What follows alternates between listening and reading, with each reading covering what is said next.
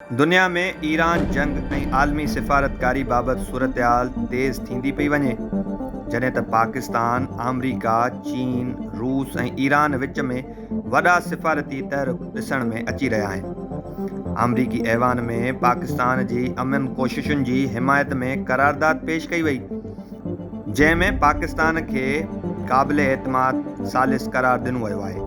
क़रारदाद मूजिबि ईरान जंग दौरान पाकिस्तान जानी ऐं माली नुक़सान घटाइण, अमन ॻाल्हियुनि खे अॻिते वधाइण ऐं तामीरी किरदार में अॻिभरो रहियो आहे।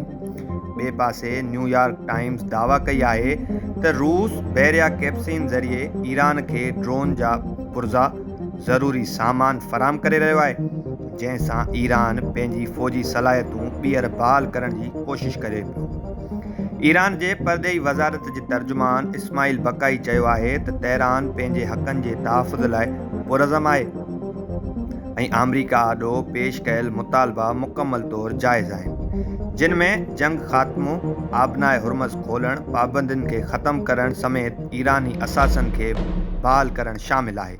साॻिए ई वक़्तु ईरान अमरीका खे पंहिंजे जवाब में चयो आहे त हू आर्ज़ी तौरु यूरेनियम जी पैदावार रोके सघे थो, पर डिघे मुदे वारे बंदिश ऐं जौहरी ऐं एटमी हथियार ख़तमु करण जा मुतालबा रद्द करे छॾिया आहिनि। अमरीकी सदर डोनाल्ड ट्रंप ईरान जे जवाब खे नाक़ाबिले क़बूल करार ॾींदे सख़्तु मौक़िफ़ इख़्तियार कयो आहे, जॾहिं त हुन दावा कई आहे त अमरीका अॻु ई ईरान जी वॾे हिसे खे निशानो बणाए चुको आहे ऐं ज़रूरत पवण ते वधीक क़दम खंया वेंदा। ट्रंप जे बयान खां पोइ आलमी तेल मार्केट में बि ज़बरदस्त हलचल ॾिसण में आई आहे, जिते क़ीमतूं $100 फ़ी बैरल खां मथे हली वियूं आहिनि। होॾां चीन में ईरान जे सफ़ीर चयो आहे त कंहिं बि मुमकिन मुआहिदे लाइ वॾियुनि ताक़तुनि जी ज़मानत ज़रूरी आहे ऐं चीन समेत रूस हिन अमल में अहम किरदारु अदा करे सघनि था। इन दौरान अमरीकी सदर डोनाल्ड ट्रंप जो चीन दौरो बि इंतहाई अहमियत इख़्तियार करे रहियो आहे, जिते ईरान जंग, तेल जी ख़रीदारी ऐं आलमी इत्तेहादनि बाबति अहम ॻाल्हियूं थियण जा इम्कान आहिनि।